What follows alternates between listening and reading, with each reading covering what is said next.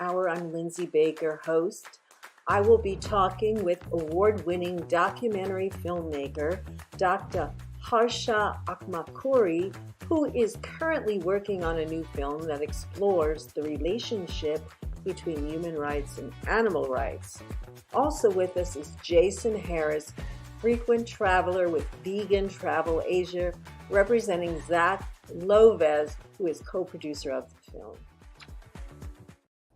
Thanks so much for being here, both of you gentlemen.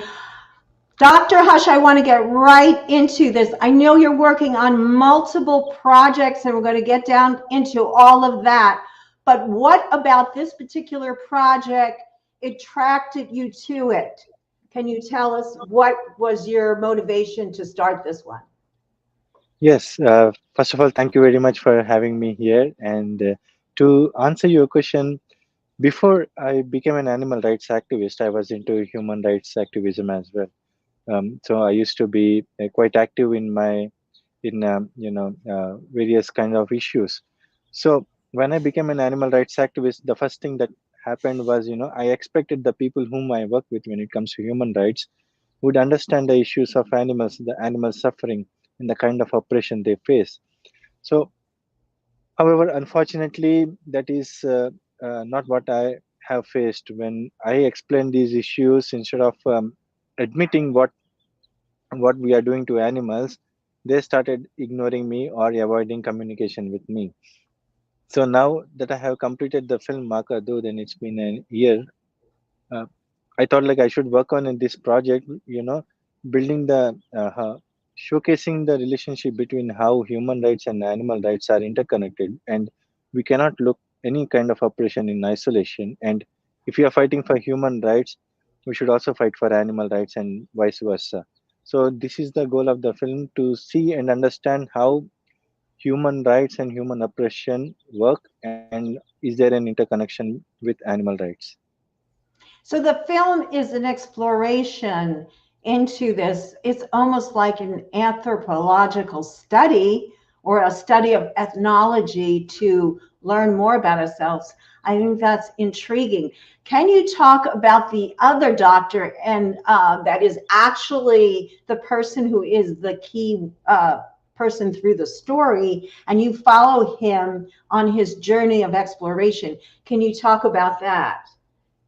So the key person in this film is Dr. Faraz Harsini, who is a protein scientist and works for GFI.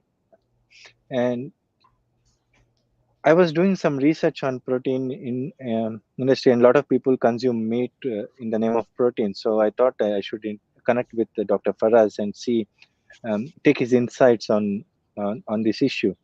So while interacting with him, I came to know about his history and his journey. He's a gay man from Iran, and as you are aware that gay people are hanged or stoned to death in Iran, or thrown away from buildings. And right now he has not been in. He has been away from his home for nearly 10 years, and so I felt like he is the perfect person to convey the story. And he, on top of all this, he's also an animal rights activist. He focuses most of his work and his life towards the liberation of animals. So as a director, I felt he's a perfect person to have a protagonist position in our film, because he's the one who has faced issues, um, uh, death threats, and all the issues that we can't even imagine. And despite all those problems he has to tackle, he still decided to focus his time and energy on the liberation of animals. That is what has captured my attention, and I wanted him to be part of this project. So that's how uh, one thing led to another, and I invited him to be part of the film, and he happily agreed to it. Can you talk a little bit about how you started your journey? You were an MD in India, and you made a big turnabout, became an activist and a filmmaker because you wanted to get your story out. And you actually started off with doing mini documentaries on social media. So talk a little bit about that. And then we're going to bring in how you met Scott Lovis of Veg Voyages, and we'll bring that all in a moment. But go ahead, please. So I was working in a corporate hospital 10 years ago in India, and unfortunately, in my experience, I saw a lot of corruption, specifically oriented towards, gaining more profits. So this is something which I felt very bad, and I didn't want to be part of it. So I moved away from clinical field to non-clinical field, and I was working as a drug safety physician and medical writer. So during this period, uh, I turned vegan. I became an animal rights activist, and I used to go to streets and talk to people. On average, on a given weekend, I used to speak to around 50 people. So one day I really got tired, and I felt like maybe I should make a video because that video can speak about these issues rather than me repeating each time. So at that point of time, I made a video with the limited knowledge that I have, and that video luckily has become viral on WhatsApp. So that has motivated me to focus more on making videos, and one thing led to another, and I started making more and more videos for social media and for various organizations. And as time went on, I felt like I need to do more, and I need to YouTube videos is not something that I really want. I want to make a very huge impact for animals. That's when I decided to quit my job and become a full-time animal rights activist. So after I left my job, I did some projects, but it was not very satisfactory. So I decided to make a film instead of making short YouTube videos. Then, while thinking about a topic on which issue that I have to focus, I asked myself, as an activist, what is the biggest challenge for me? So, in my experience of talking with thousands of people, uh, the common issue that I found was it is easy for a non-vegetarian or a meat eater to understand animal rights than a vegetarian in India.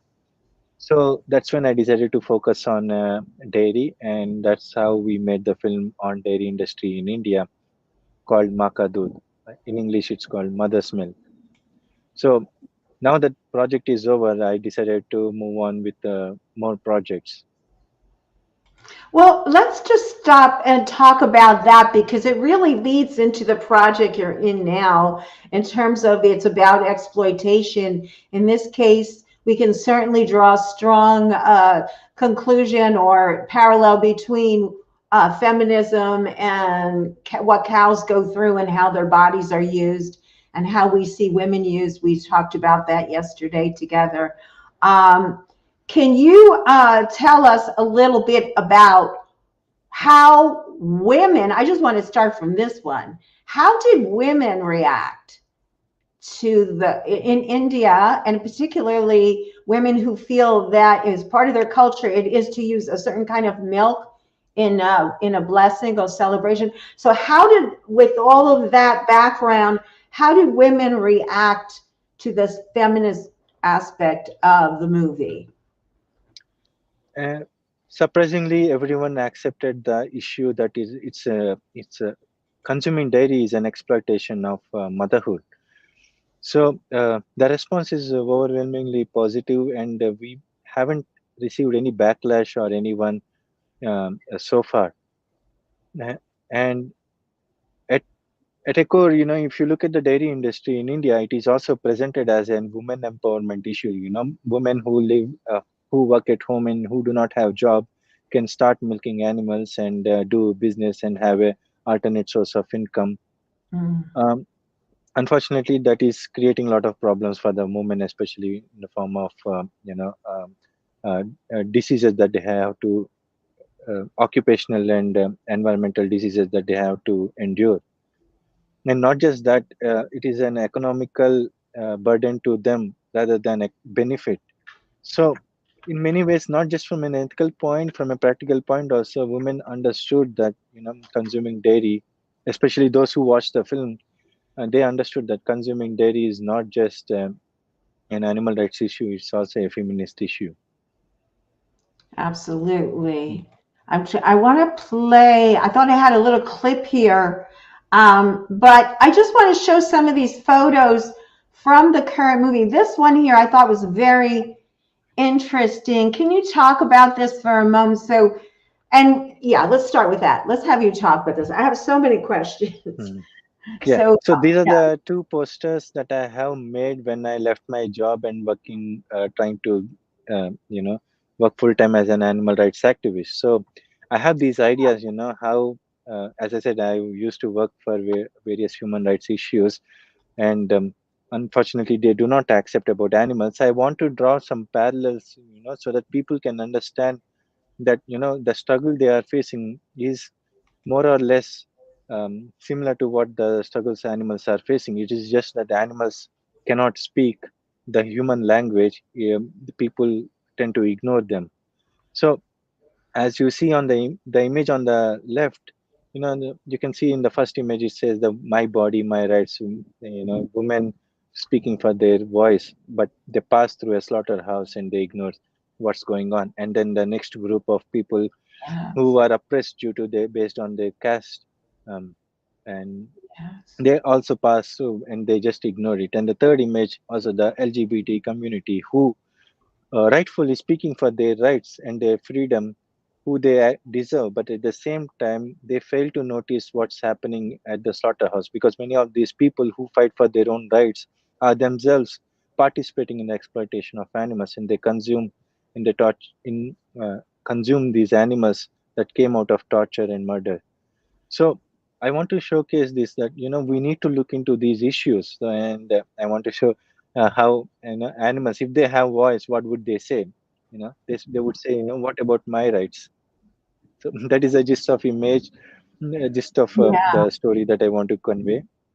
And on the right, we see, in my experience of talking with a lot of people, I speak with any person, whether it is religious person or a non-religious person or human rights activist.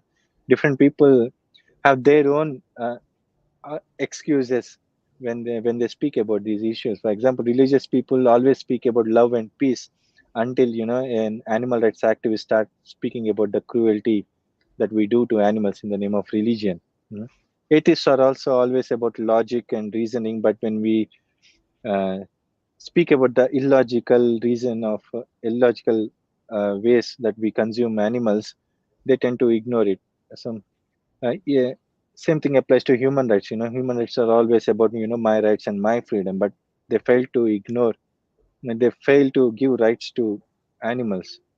So, as if I have to concise it, is a summary of hypocrisy that um, people show towards animals.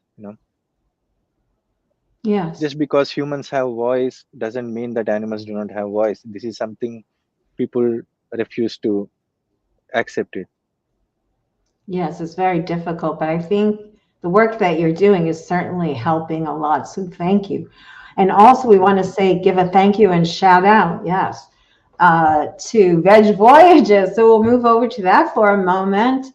And we have Jason here who is representing, because everybody that's working on over there, volunteering, most of them, as we do here at Unchained TV, they're mostly busy over there, boots on the ground. And so you happen to be here. You actually, Jason, you are actually a current and customer or client and frequent traveler with Veg Voyages.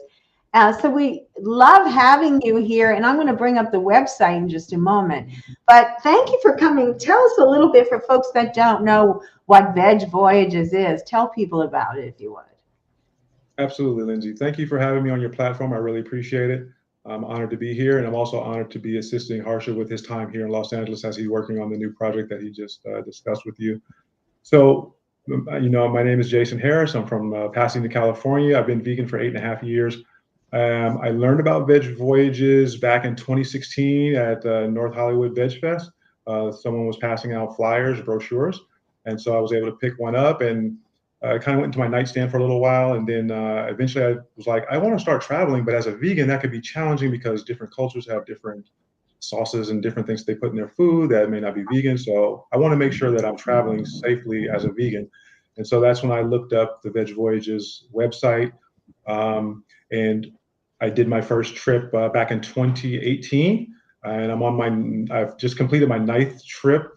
Just this last month, I returned. So like after the pandemic, we were all holed up for a while. So I just had that wanderlust in me. So I needed to really enjoy the vegan experience. And thankfully, Veg Voyages made it through the pandemic by doing a lot of foundation work. So actually, Veg Voyages rebranded themselves a couple of years ago as a travel company for Vegan Travel Asia, which focuses on South Asia as well as Southeast Asia. But the Veg Voyages brand remained as a 501(c) nonprofit corporation. And so essentially what they're doing is diverting 50% of the profits of Vegan Travel Asia go into the Veg Voyages Foundation. And then there's all volunteer work. So like Harsha said, we volunteer our time to get these projects out to the public. And so there's a lot of activism in my vacation. I actually say my vacation is my activism, because when I travel with Veg Voyages, Vegan Travel Asia, we're going to these places where they have certain needs, whether it's educational needs, whether it's clean water needs, whether it's animal preservation efforts or sanctuaries and things of that nature. So virtually every destination you go to with Vegan Travel Asia is 100% vegan. And not only that, we do a lot to do carbon offsets so that we are maintaining a carbon neutral imprint when we make these travels across the ocean from the US primarily into South and Southeast Asia. So as an example, in Nepal, Yes. the Veg Voyages Foundation donates stoves to local villages in remote communities where women are traditionally the ones cooking the meals, but they're cooking over wood burning stoves or over they use cow dung as a fuel for fire. And so that's off-gassing the methane. And so we introduce induction stoves to those communities and teach them how to use them, so that there is not as much respiratory illness. Because what's happening is when they cook over the wood burning stoves, they're inhaling these fumes, and they're cooking every day, multiple times per day. And so the hospital wards are full of women with respiratory issues and young girls who are being taught how to cook.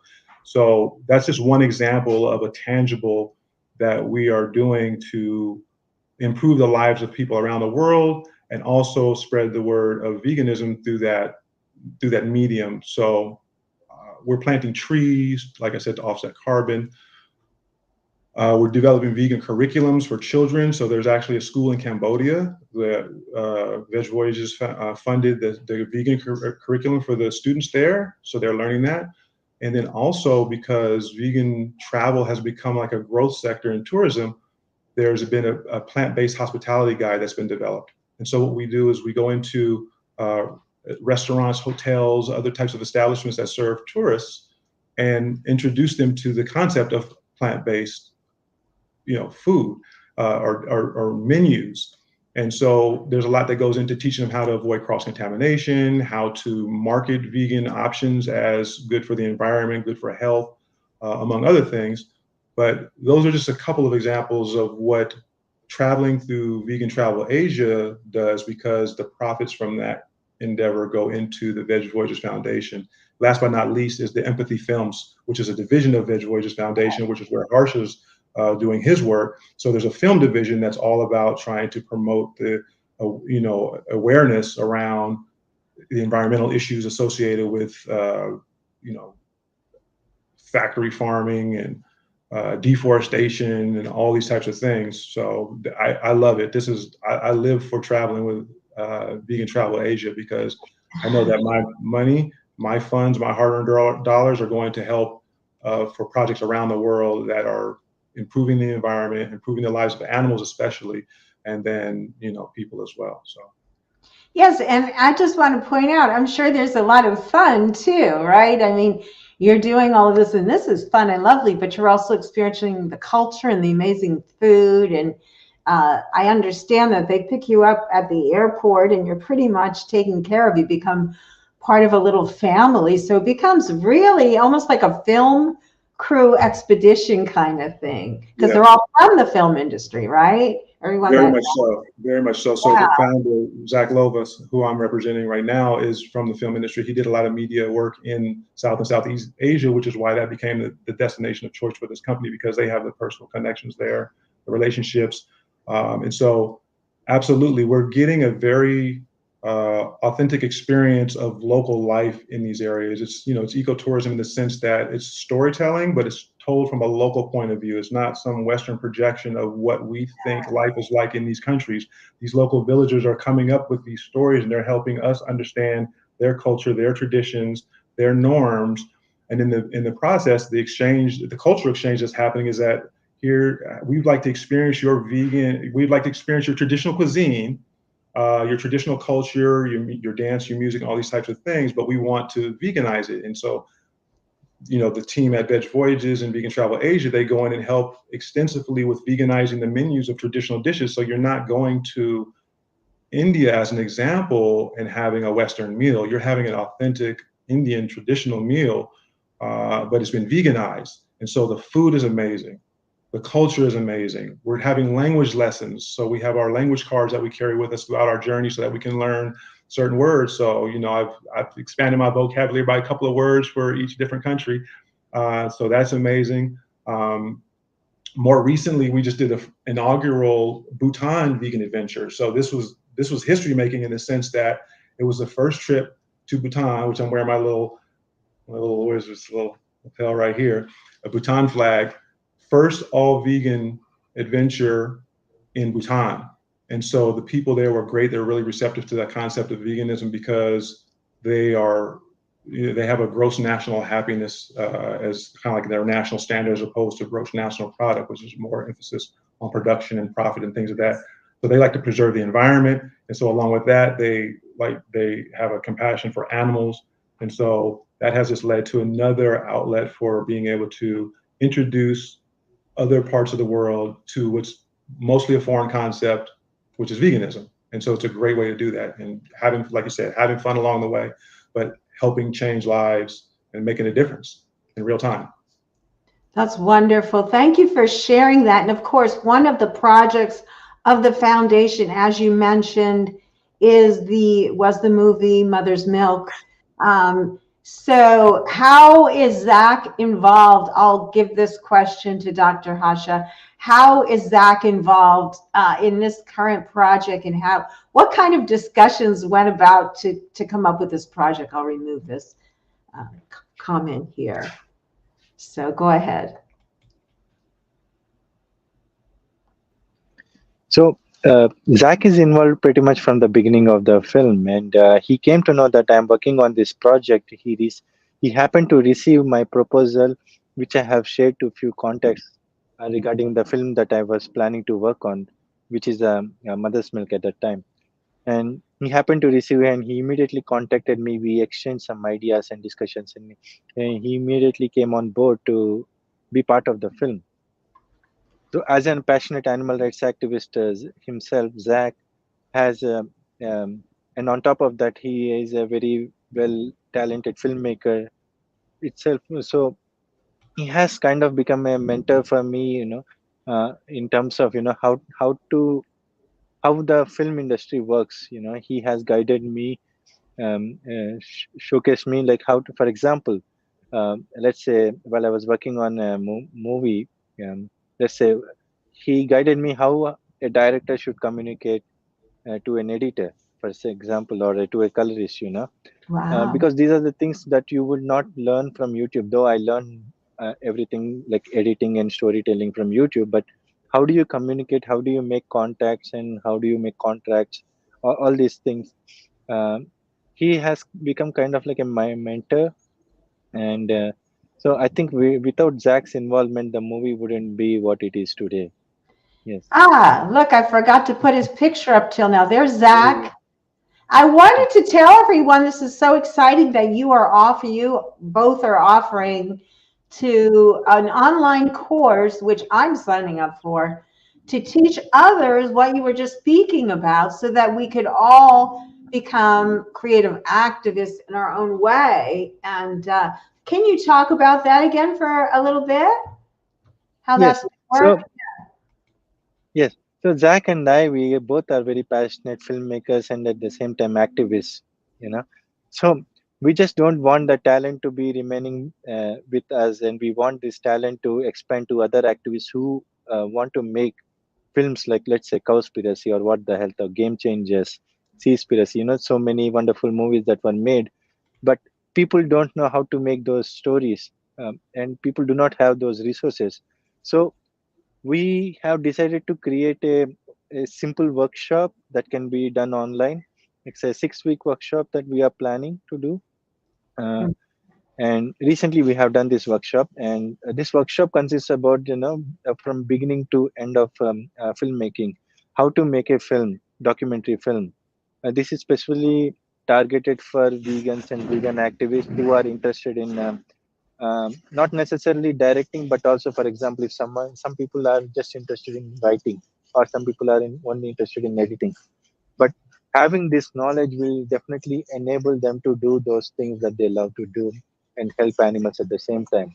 So, with that goal in mind, we decided to do these free workshops for people, and we want to do at least 1 to 2 workshops per year, and create more filmmakers, because at the end we all are storytellers.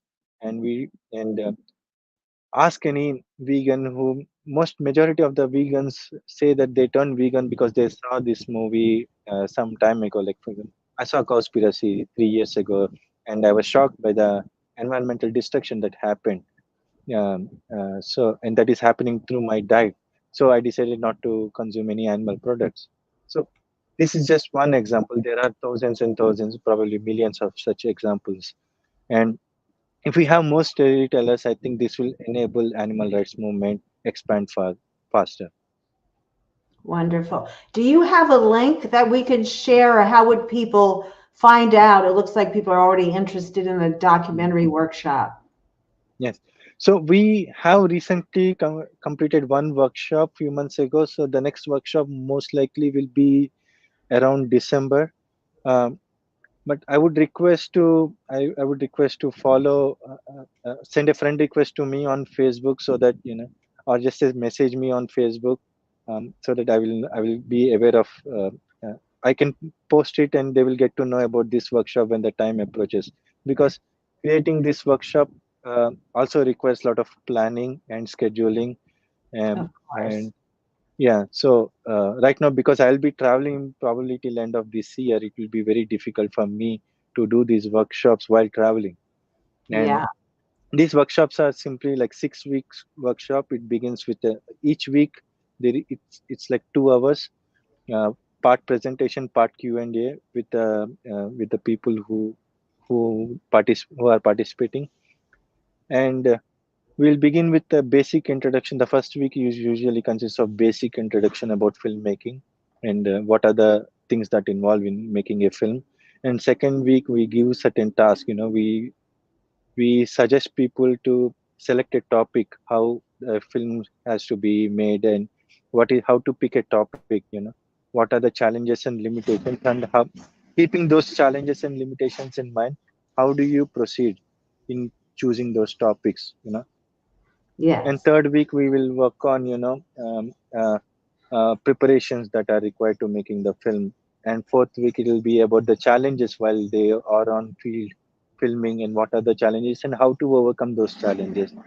Fifth week we'll discuss about editing, and sixth week, by the end of sixth week, we give uh, the workshop consists of, by the end of this workshop, each participant has to make a 5-minute short film on their own, and the sixth week consists of reviewing that short film and giving a feedback. So if you make a 5-minute short film, this will help you understand how to make a, like a feature and film, 60 minutes or 90-minute features and film. Yes. Yes. Wow, that's going to be just amazing. I'm really looking forward to that, and I know a couple of other people that are as well. Yes. So, Because go ahead. I'm sorry. Go ahead. sorry, because if you want to learn the same things on, let's say, on a film school, it will be costing thousands and thousands of dollars. I think at least if people know the basics and how to look for the right information on their own, without any cost, I think this will be very helpful for them to become filmmakers without spending much money. which is how we wanted these workshops to be. Right. You want to make it affordable so everyone that wants to Mm. participate has the opportunity to do so. Yeah. Yeah.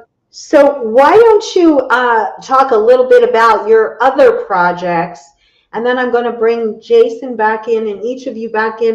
We're almost out of time, believe it or not, but bring you each back in to talk a little bit more of anything we had not yet covered. But go ahead and tell us about your other projects first. So yeah, there are a couple of projects we are in total we are working on 3 projects simultaneously. One is of course the social justice issue, and the other 2 projects are on Buddhism and wildlife exploitation, especially in Southeast Asia. So coming to Buddhism, a lot of people assume that because of the teachings of Buddha, they assume that Buddhists are vegetarian or vegan. Unfortunately, that is not the case. And in fact, if you meet any Buddhist, um, majority of the Buddhists, I would say 99.999% of the Buddhists are not even vegetarian. Wow. And the common excuse uh, they give is just like in India, the dairy has become such an addiction that the people give certain excuse like these things doesn't happen in our village, so it's okay to consume milk. Similarly, when it comes to Buddhism, they say that oh, I didn't kill the animal, so it's okay to eat. Or someone has given me the meat as a alms, so I'm okay to eat. So these are the kind of excuses that these monks and people give. So we want to explore on these aspects, and especially because the first precept of Buddha is avoid killing of animals. So it's a violation of this first precept by Buddhists. So we want to explore this issue, especially keeping the 21st century in mind, the context of 21st century, and how the first precept fits in the life of an average Buddhist or Buddhist monk. And we want to explore this on these lines. And coming to the wildlife film, there Mhm. is unfortunately a huge discussion, huge distance between vegan activists and wildlife or dog rescuers or animal rescuers. So Yeah. one of the things of this film is we want to bridge the gap between vegan activists and animal rescuers, wildlife rescuers, so that we can have a collective voice and collective movement. And how wildlife extinction, a lot of species are getting extinct day by day and the number is only increasing. So how species extinction is linked to animal agriculture, because for example, uh, a lot of deforestation in Brazil is happening to raise corn crops, which are going to feed the pigs in Europe, and to raise grass to feed cows that are used for milk production or beef production. So these are interconnected issues. So we cannot look these issues in independently from one another. So this is the goal of our film on wildlife, to bridge the gap and try to understand animal rights in a holistic point from a wildlife perspective. So the name of your production company is Empathy Films, and you have 3 projects going on right now. Is that the right count? Yes. Yes, 3 projects going on. I'm going to ask one more quick question. Let's keep it short because I want to give Jason a little more time too. What are your aspirations? What's your going forward? Is your vision for this company? What do you see happening? The goal of this company is to create films that spread the message of compassion or empathy towards each other, not just for animals but also for humans.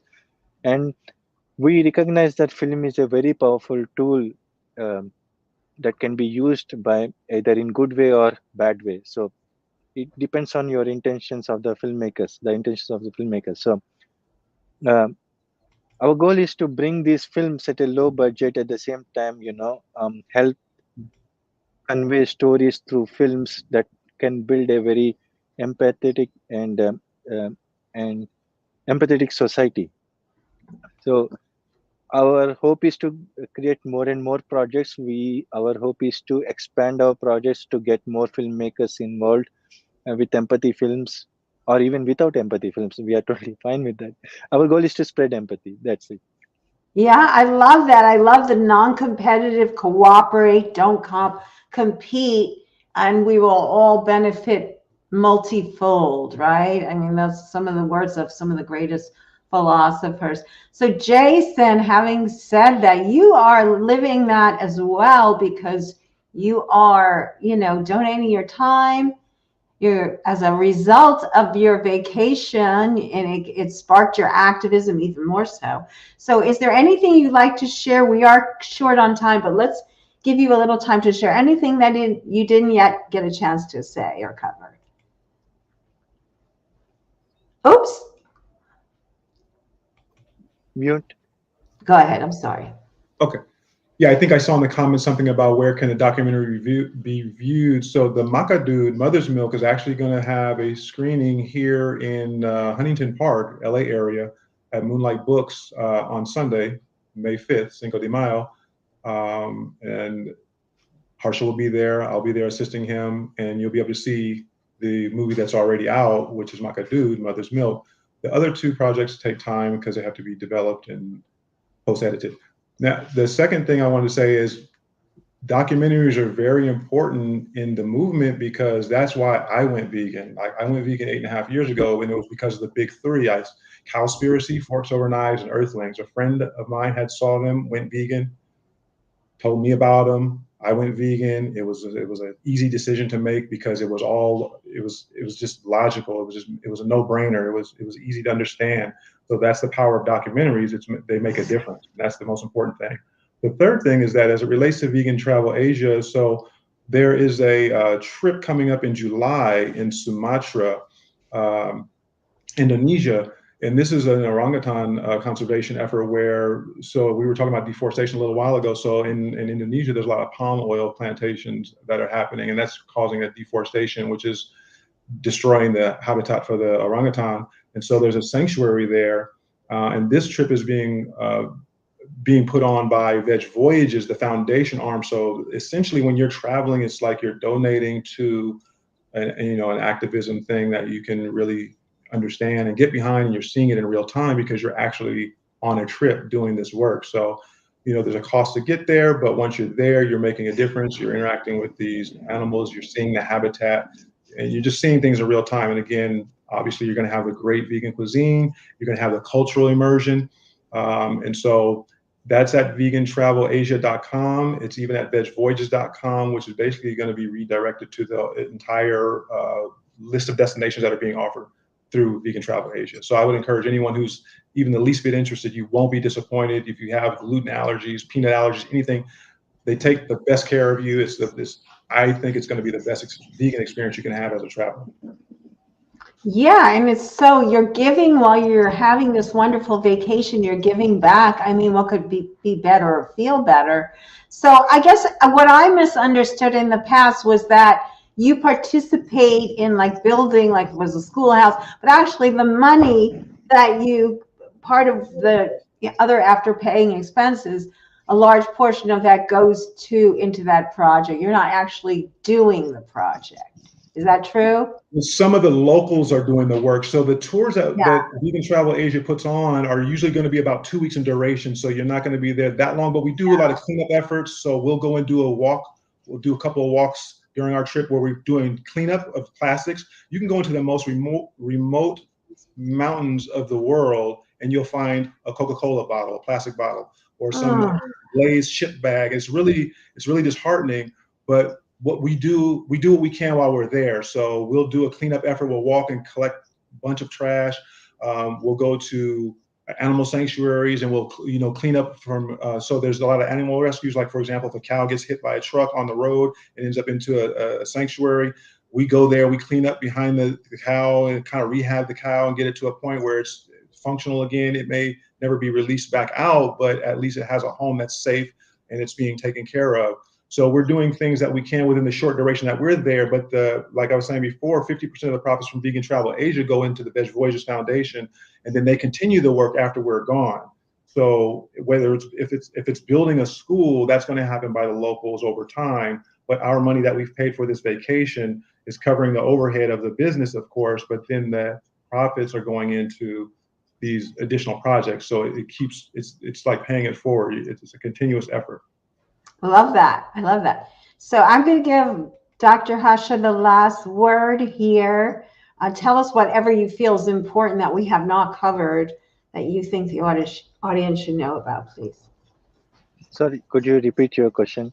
Yes. Anything that we haven't spoken about in regard to your activism work, your film work, your needs perhaps for funding, anything like that you need to want to wrap up with or not forget to share with us. Yes. First of all, yeah, thank you very much for having me again. And so I always say, there always comes a moment for any activist or any person, they will get tired of doing activism or any work. So my message to them is, I have a simple exercise that I do, like in case you have this burnout or, these things, I just simply close my eyes and try to visualize the image of an animal that is being slaughtered. And within just maybe 5 seconds or 10 seconds, I just open my eyes and, revitalize myself and start doing the work. I think this simple exercise people can do or follow, Yeah. so that it keeps you more motivated. Second thing I would like to suggest is, no matter how small or a big work you are doing, don't ever feel that you are doing small work, but always please focus on the final goal. And I think if you are persistent, you will achieve that, and it will bring great results for the movement. And yes, if anyone is interested to contact us, we are very happy to communicate, and you can reach out to us on contactempathyfilms@gmail.com. And of course, yeah, making movies is an expensive thing, so we try to make movies as little cost as possible. So we always look for producers who are interested in making films. So if you are one of them, please feel free to reach out to us. We'll be very happy to have you. That's amazing. Well, thank you both for the wonderful work that you are doing. Thank you to Veg Voyages for the fabulous work, Scott Loves and everyone on his team, Sova, etc. I don't want to leave anyone out.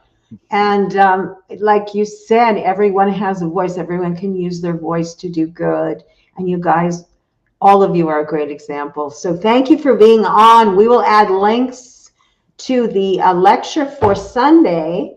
So in this link, I will add a link if you can provide me with that. So if anyone wants to know about the event on Sunday, just go to the Facebook account and you'll see the link there on facebook.com/Jane Velez Mitchell. Okay. Thank you again. And we'll end the stream now, but guys, stay on for just a moment if you would. Bye, everyone, and thanks for watching. See you next time.